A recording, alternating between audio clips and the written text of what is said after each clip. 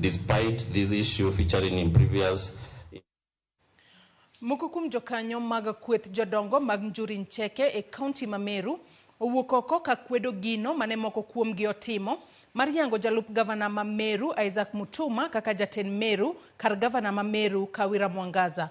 Kane giloso e alap ma Uru, giwacho ni mano en ataro mar chik matayo Njiru Ncheke ni mar ok onego gidonjre gi siasa to onego giriw wi oganda.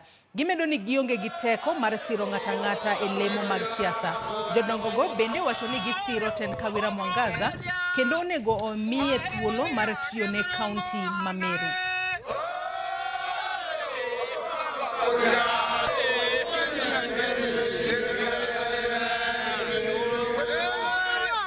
Kwa hivyo sisi tunasema mama alichaguliwa na watu 230 na kitu. Njiru haina power yoyote ya kutoa mama kama gavana.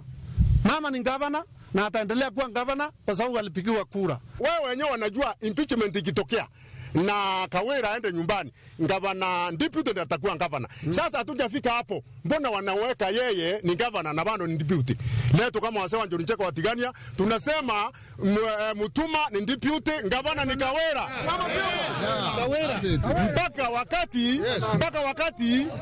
Mpaka mwaka wa 2027 kama hawatakuwa pamoja, wajue vile watakuwa na mambo yao, lakini wakati huu vile tuliowachagua kuwa wawili, watu wasilete interest zao.